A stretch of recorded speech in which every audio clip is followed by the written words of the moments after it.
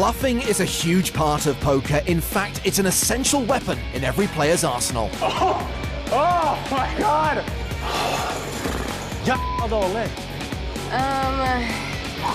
Here's the top 5 who've transformed the skill of bluffing into an art form.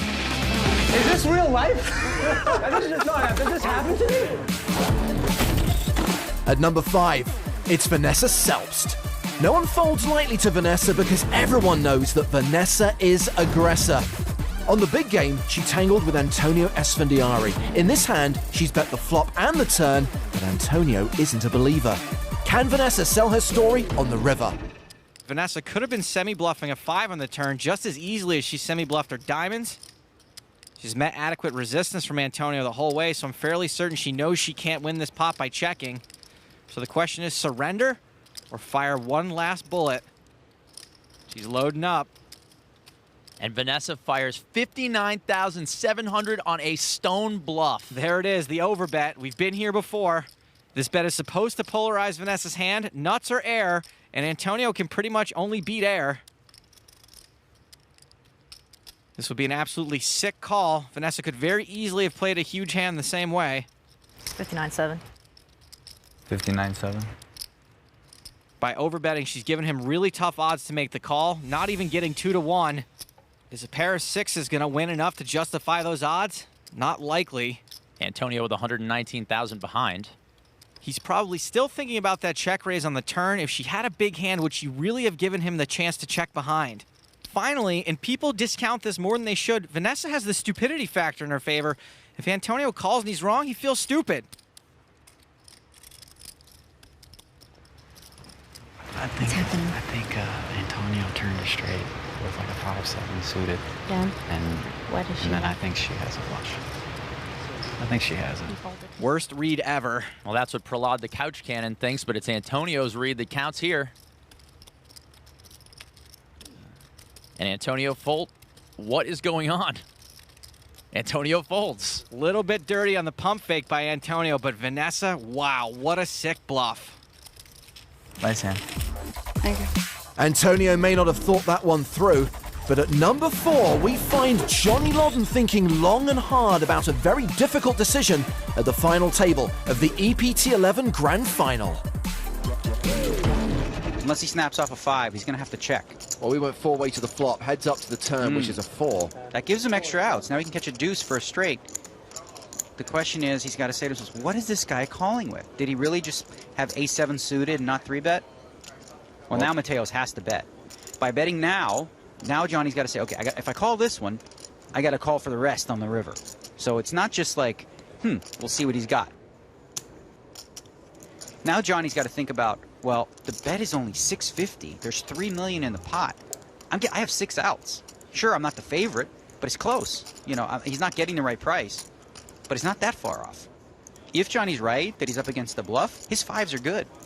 Johnny calls. Great call from Johnny. He's getting slightly the worst price to draw, but he's also got the possibility of having the best hand. So the bet sizing for Mateos allowed him to play this hand. Okay, another ace on the river. That's a good card for Johnny Lodden. And it wouldn't seem like it, but it's one less ace that Mateos could have. Action's been checked to the Spaniard. This is a really exciting hand. This is going to get replayed over and over. All in. Oh my goodness. He does it. He goes for it. Wow, this is gutsy. Johnny wants to play so bad. His read is right. The question is sometimes, you can tell, Johnny's first instinct, call. I got this guy beat. He's messing with me. A lot to learn about some high-level poker here where it's like you just go with your gut and you trust your read, and both these guys have virtually nothing but are playing a massive pot here. What he may end up doing is talking himself out of his read. Oh, man, I hope Johnny makes this call. It'll be epic. One of the greatest, if he makes this call, one of the best reads we've ever seen at a final table. One of the greatest played hands we've ever seen. Instantly goes to on many lists as just one of the all-time one of the greatest calls. hands I've ever seen. If he makes the call, if he makes the fold, it still is a great hand, but it's so much more epic if Johnny makes this call. There goes the fold. And he shows the playing bluff. so good. Wish he calls, he doesn't call. Get shown the bluff. Put in so much money in that hand with the right read, and then changed his mind. Vaya con Dios. Back in the day, before Adrian Mateos was born, a 3-bet meant business. A 4-bet was always aces, and a 5-bet didn't exist. Then along came the internet, and button clicking became a thing. At number 3, a German wunderkind with an interesting haircut takes pre-flop leveling to a new level. Contrary to what Benny might think, this isn't a mandatory 3-bet or even a mandatory call to an early position raiser. Did you really think he'd fold? Benny Spindler 3-bets. Story checks out. Now 20,000 to play. And hello, Paul Fulton is going to 4-bet with ace-6 off. Okay, so I know I would be an advocate of re-raising Benny Spindler if you have any sort of hand, but A, Benny's not the only player in the hand. B, cold 4-betting with ace-6 is not a winning play overall. And C, no. Just no. So action back on Benny with Bergstrom giving up his pair of 4s. Boy, Fulton doesn't look very comfortable, does he? Oh, wait, that could just be because he's British. Now. Those are not calling chips. Benny Spindler is going to 5-bet to 90,000. I guess either King Jack is too weak to call with and Benny wants to turn it into a bluff, or we're just seeing a good old-fashioned stack swinging contest, which, by the way, doesn't necessarily equate to good poker, though it is awesome to watch. Fulton hasn't auto-marked. He does have the best hand. Gotta wonder if he knows it, though.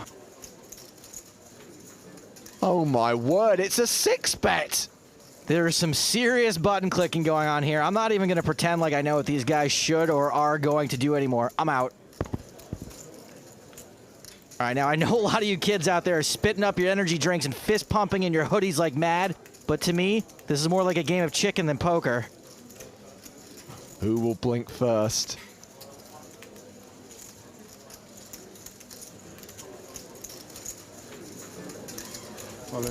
Not Benny Spindler, it's a 7-bet jam! Fulton has now invested half his chips on this hand. Gotta wonder if he's regretting it now.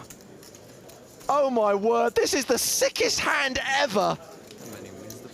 Benny Spindler shows the King Jack at the end as he rakes in that pot. Benny Spindler went on to win the EPT8 London title.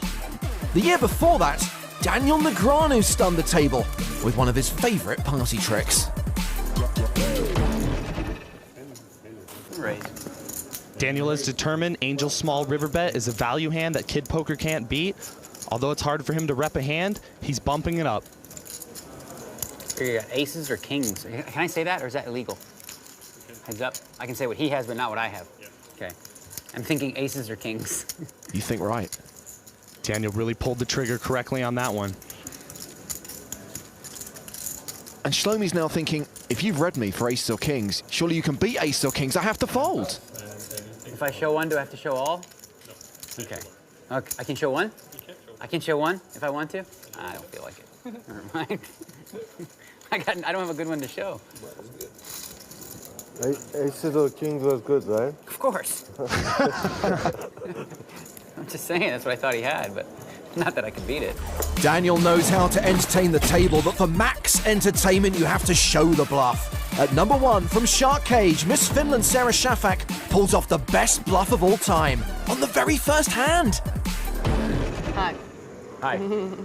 Ronnie, if you bust her on the first hand... He bets. 30,000. And Sarah raises with a straight draw. You have something? Yes, I do. I believe you. I believe you. 30,000? Yeah. It's the way all my relationships start, with lies. So Ronnie has called the raise and improves to trips on the turn. Oh boy. Why are you checking? You raised me on the flop. Num. She bets just over half the pot. Ronnie, do not bust her before the swimsuit portion. Ronnie's clock is running. Remember, every player has 30 seconds per decision. If he thinks she's bluffing, he'll call. If not, he could raise. The shot Oh, yeah, I forgot that. Raise, 155. 155. She really should not be calling this.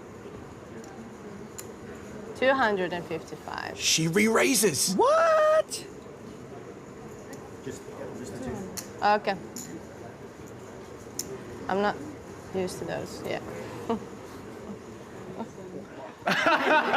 Really, huh? 255,000. Yes.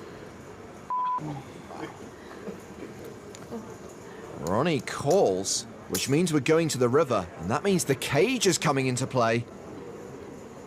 The board bricks out for Sarah. She has just ace high. Check.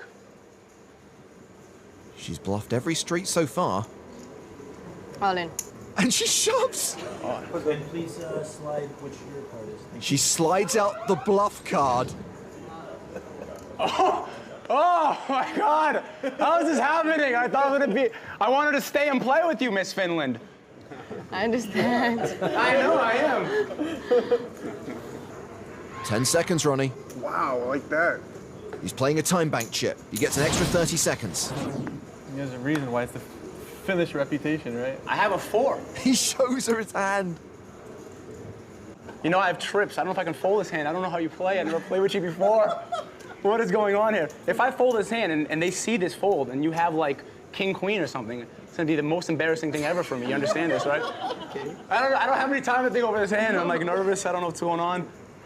It's nice over there. 300, 500. Oh my God, that's 600. 5 seconds. And Ronnie's folded. Holy shnikes. Come on. It's a bluff. Show. She has ace high. Ronnie, you're going to the cage. Oh. He cannot believe I was it. really scared. Oh my God. You're really scary. Oh, what? Is this real life? Did this happen to me? I almost had a heart attack. Awesome. Wow, that Thank was you. fantastic. You got some balls, girl. I could have 2 million chips. Oh my God.